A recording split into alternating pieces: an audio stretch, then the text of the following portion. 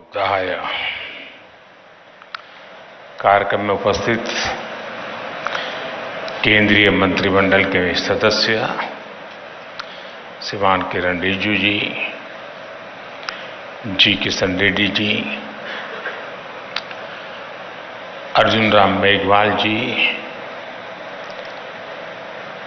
मीनाक्षी लेखी जी,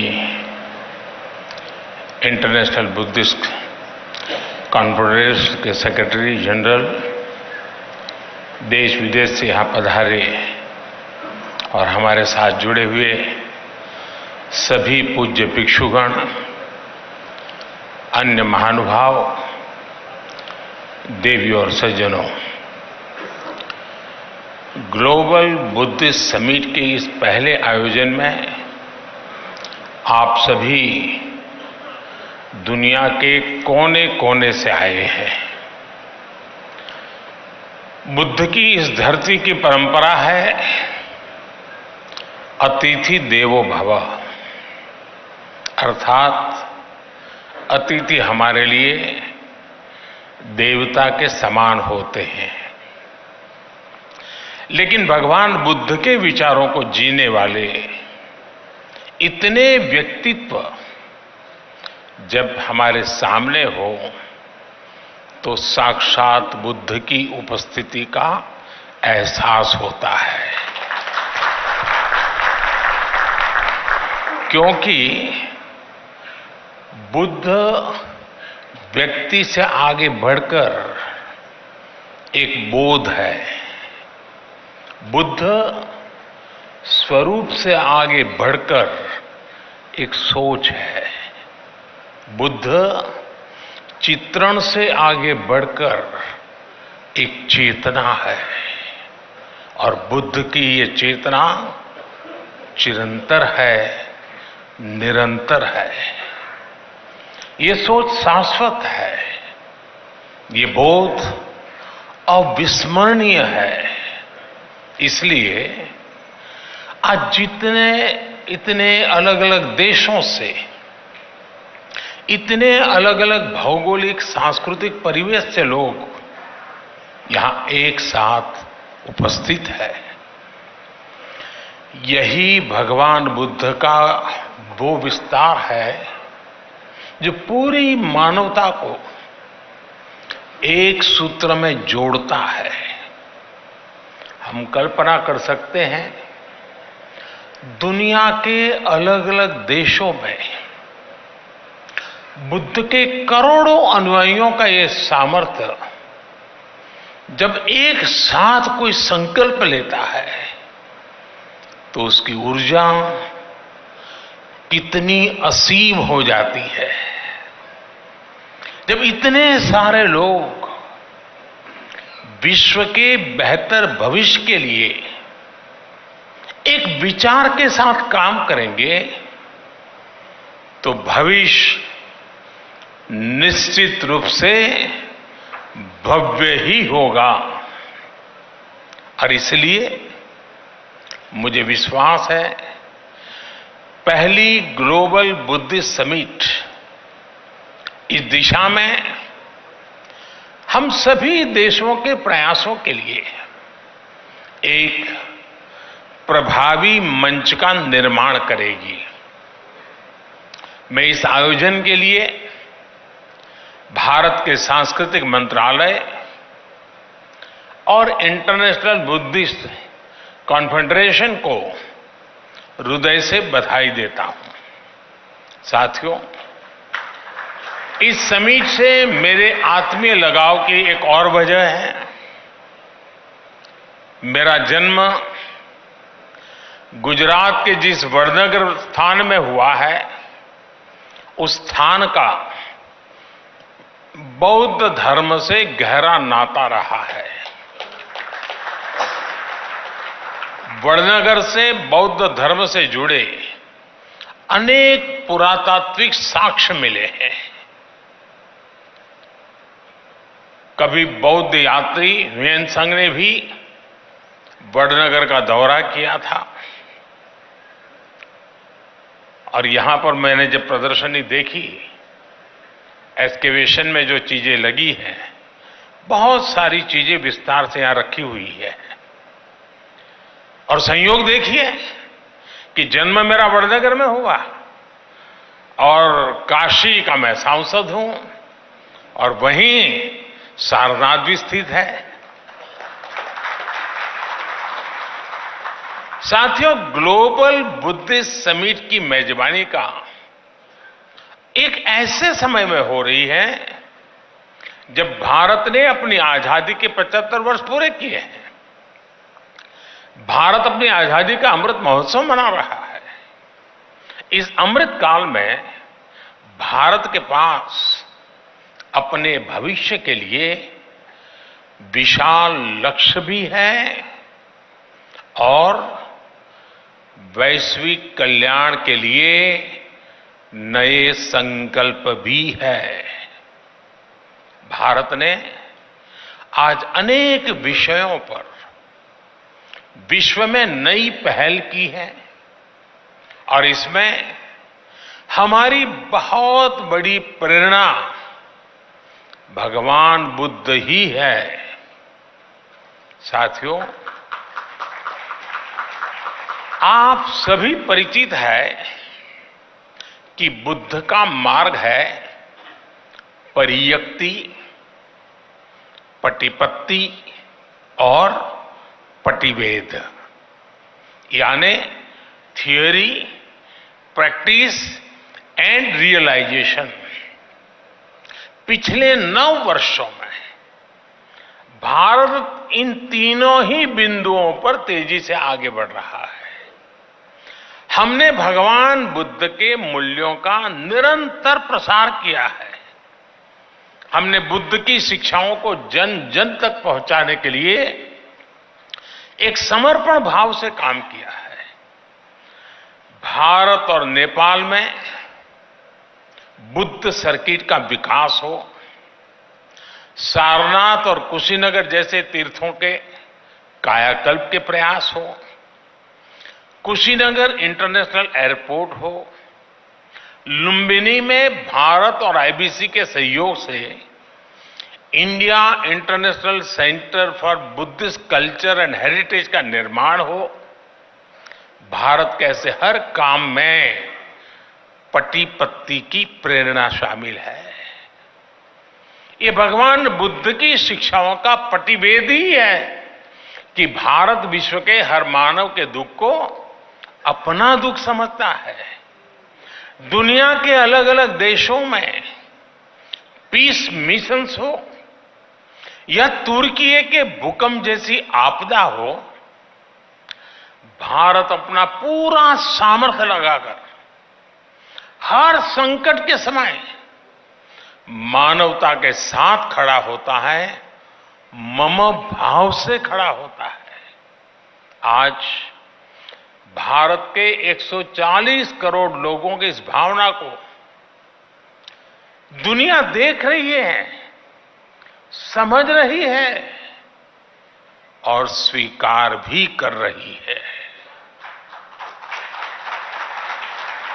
और मैं मानता हूं इंटरनेशनल बुद्धिस्ट कॉन्फेडरेशन का ये मंच इस भावना को नया विस्तार दे रहा है। ये हम सभी like minded and like hearted देशों को एक परिवार के रूप में बुद्ध धम्म और शांति के विस्तार के नए अवसर देगा।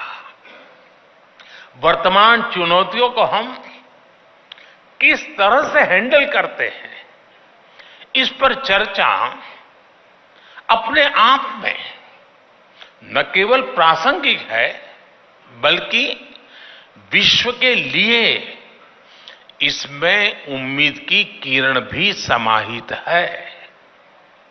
हमें याद रखना है कि समस्याओं से समाधान की यात्रा ही बुद्ध की यात्रा है। बुद्ध ने महल इसलिए नहीं छोड़ा था क्योंकि उन्हें कोई कष्ट था। बुद्ध ने महल, राजसी ठाठ बाट उसे इसलिए छोड़ा था क्योंकि उनके लिए उपलब्ध सब सुख सुविधाओं के बाद भी दूसरों के जीवन में दुख था। यदि हमें विश्व को सुखी बनाना है तो स्व से निकलकर संसार, संकुचित सोच को त्याग कर समग्रता का ये बुद्ध मंत्र ही एकमात्र रास्ता है।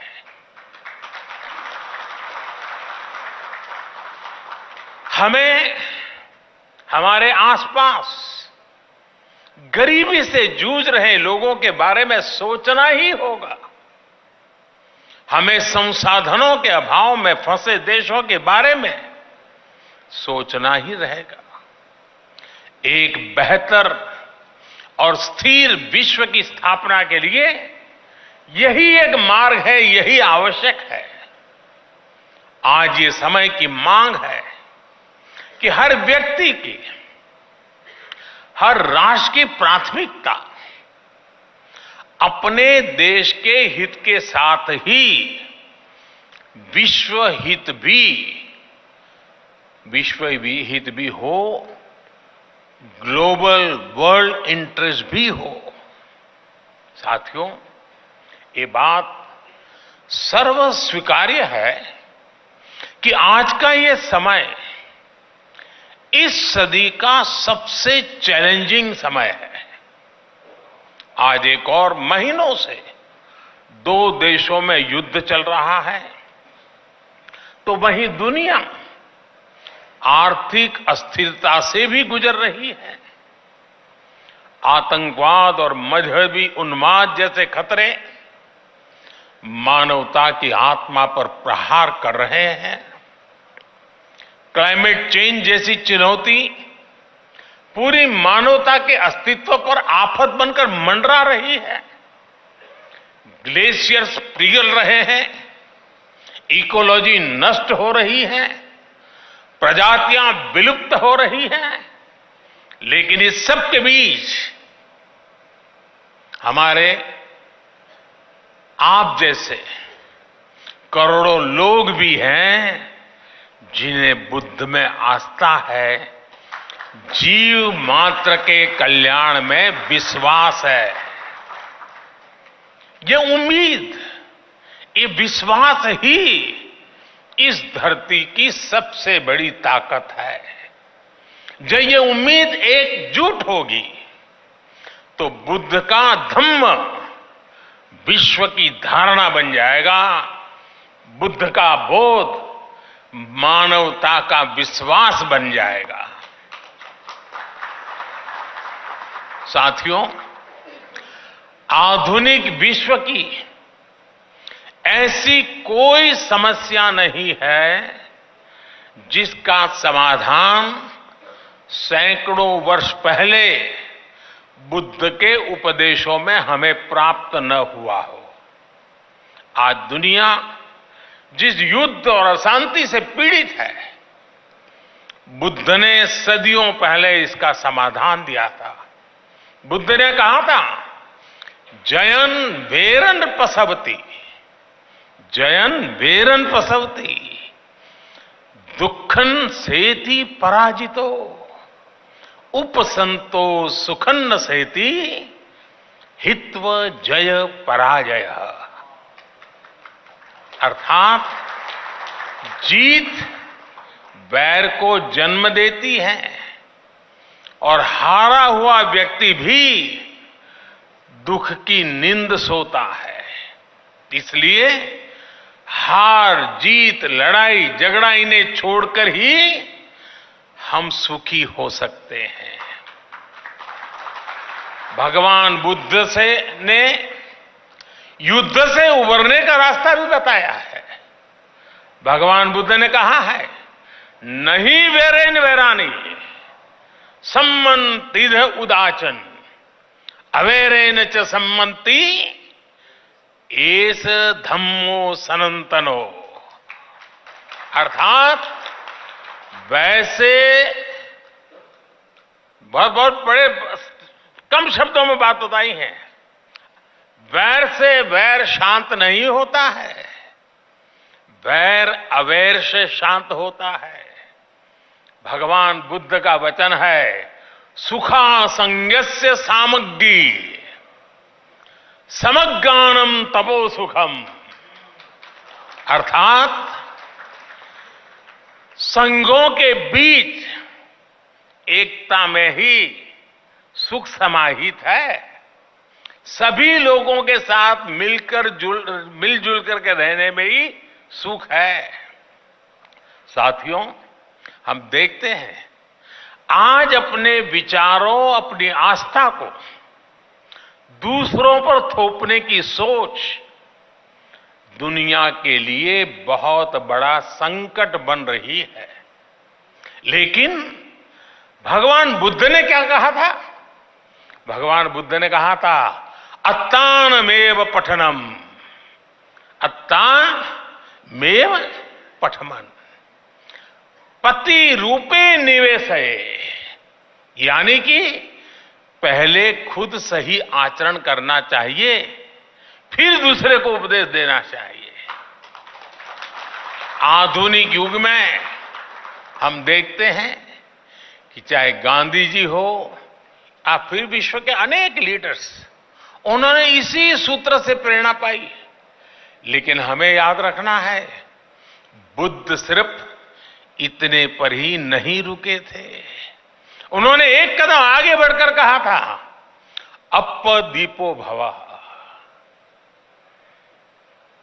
यानी ये जो आगे का वाक्य है वही तो सबसे बड़ा आधार है, अप्पदीपो भवः। यानी अपना प्रकाश स्वयं बनो। आज अनेकों सवालों का उत्तर भगवान बुद्ध के इस उपदेश में ही समाहित है।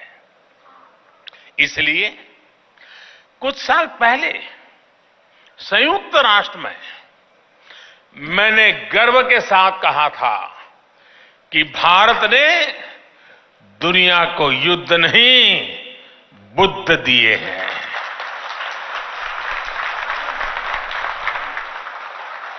जहां बुद्ध की करुणा हो वहां संघर्ष नहीं, समन्वय होता है। अशांति नहीं, शांति होती है। साथियों, बुद्ध का मार्ग भविष्य का मार्ग है, सस्टेनेबिलिटी का मार्ग है। अगर विश्व बुद्ध की सीखों पर चला होता तो क्लाइमेट चेंज जैसा संकट भी हमारे सामने नहीं आता। ये संकट इसलिए आया क्योंकि पिछली शताब्दी में एक देशों ने और कुछ देशों ने दूसरों के बारे में, आने वाली पीढ़ियों के बारे में सोचना ही बंद कर दिया। दशकों तक वो ये सोचते रहे कि प्रकृति से इस छेड़छाड़ का प्रभाव उनके ऊपर नहीं आएगा। वो देश इसे दूसरों के ऊपर ही डालते रहे। लेकिन भगवान बुद्ध ने धम्म पद में स्पष्ट रूप से कहा है कि जैसे बूंद बूंद पानी से घड़ा भर जाता है, वैसे ही लगातार की हुई गलतियां विनाश का कारण बन जाती है। मानवता को इस तरह सतर्क करने के बाद बुद्ध ने यह भी कहा कि अगर हम गलतियों को सुधारें, लगातार अच्छे काम करें, तो समस्याओं के समाधान भी मिलते हैं। माव मय्येथ पुण्यस, माव मय्येथ पुण्यस न मन तन आगमिष्यति उद बिंदु निपाते न उद कुंभोपि पुरति धीरो पुरति पुण्यस थोकम थोकमपि आचिनन। अर्थात किसी कर्म का फल मेरे पास नहीं आएगा, ये सोचकर पुण्य कर्म की अवहेलना न करें। बूंद बूंद पानी गिरने से घड़ा भर जाता है, ऐसे ही थोड़ा थोड़ा संचय करता हुआ धीर व्यक्ति पुण्य से भर जाता है। साथियों, हर व्यक्ति का हर काम किसी ना किसी रूप में धरती को प्रभावित कर रहा है। हमारी लाइफस्टाइल है, चाहे जो हो, हम जो भी पहनते हो, हम जो भी खाते हो, हम जिस भी साधन से यात्रा करते हो, हर बात का प्रभाव होता ही होता है, फर्क पड़ता ही पड़ता है। हर व्यक्ति जलवायु परिवर्तन की चुनौतियों से लड़ भी सकता है। अगर लोग जागरूक होकर अपनी जीवन शैली में बदलाव करें तो इस बड़ी समस्या से भी निपटा जा सकता है। और यही तो बुद्ध का मार्ग है। इसी भावना को लेकर भारत ने मिशन लाइफ की शुरुआत की है। मिशन लाइफ यानी लाइफस्टाइल फॉर एनवायरमेंट। ये मिशन भी बुद्ध की प्रेरणाओं से प्रभावित है, बुद्ध के विचारों को आगे बढ़ाता है। साथियों, आज बहुत आवश्यक है कि विश्व कोरी भौतिकता और स्वार्थ की परिभाषाओं से निकलकर भवतु सब मंगलम, इस भाव को आत्मसात करे। बुद्ध को केवल प्रतीक नहीं बल्कि प्रतिबिंब भी बनाया जाए, तभी भवतु सब मंगलम का संकल्प चरितार्थ होगा। इसलिए हमें बुद्ध के वचन को याद रखना है। मां निवत्त अभिक्कम, यानी do not turn back, go forward. हमें आगे बढ़ना है और लगातार आगे बढ़ते जाना है। मुझे विश्वास है हम सब साथ मिलकर अपने संकल्पों को सिद्धि तक लेकर जाएंगे। इसी के साथ आप सभी को एक बार फिर हमारे निमंत्रण पर यहां पधारने के लिए आभार भी व्यक्त करता हूं। और इस 2 दिवसीय विचार विमर्श से मानवता को नया प्रकाश मिलेगा, नई प्रेरणा मिलेगी, नया साहस मिलेगा, नया सामर्थ्य मिलेगा। यही भावना के साथ मेरी आप सबको बहुत बहुत शुभकामनाएं हैं। नमो बुद्धाय।